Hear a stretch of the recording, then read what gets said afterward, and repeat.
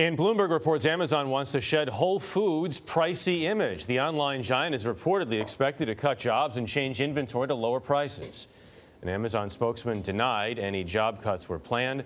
Amazon announced Friday it is acquiring Whole Foods in a deal worth nearly $14 billion. Whole Foods shares jumped 29% after the announcement, and Amazon closed up more than 2%. But shares of competitors like Kroger, SuperValu, Walmart, and Costco plunged. Megan Murphy is editor of Bloomberg Business Week. Megan, good morning. Hi, thanks for having me here. So why do we have this market reaction, and what's going to happen to these companies? Well, you can see how it decimated other retailers in the sector, and that's because they think that this deal, Jeff Bezos' biggest bet, $14 billion, their biggest acquisition by far, is going to do what he's done in other markets, which is he sees inefficiencies. He sees this as still an inconvenient process of us going to shop. This is an $800 billion market. But 75% of families' spending on groceries still occurs at physical stores, still occurs at brick and mortar.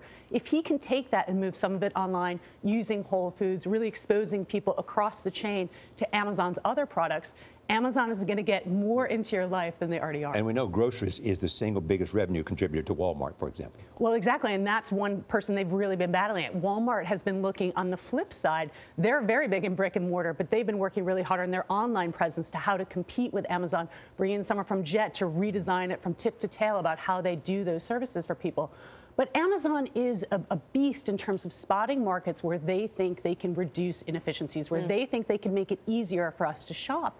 And that is what he sees here. He's done it with books. He's done it with newspapers. He's got you now with the Prime service where you pay special to get movies delivered, et cetera.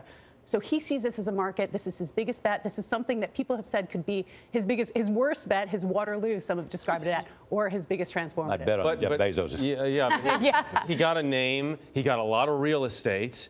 He got a bargain, as many people feel. I mean, so the potential that these Whole Food stores will now change to become pickup centers, distribution centers, whatever else. I mean, that's a fascinating part of this. It's huge, and I think it's more likely that they'll be hybrid. You have to say that a lot of people call Whole Foods, it's got a ton of fans, but it's also got a lot of people who call it whole paycheck. They say it's too expensive. What's going to be fascinating to watch here is how do the prices come down? Does he change the mix of organic high-end food? Does he try to attract more rural consumers, people who are less familiar with the brand?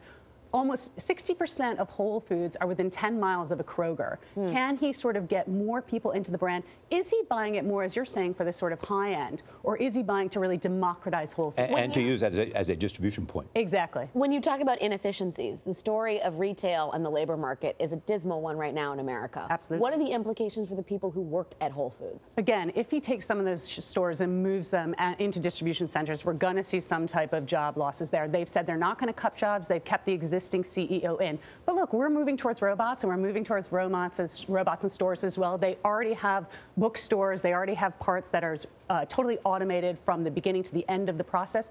This is just the way things are moving. The U.S. is actually further behind Europe, particularly the U.K. and the automation of the grocery sector. We'll see if he, with all his genius and what he's done in other markets, can take it into our supermarket sector. He made a quick, interesting point. He said in a newspaper article over the weekend that I've made a lot of bad mistakes, and only because I was willing to risk bad mistakes did I have the big winners that I have.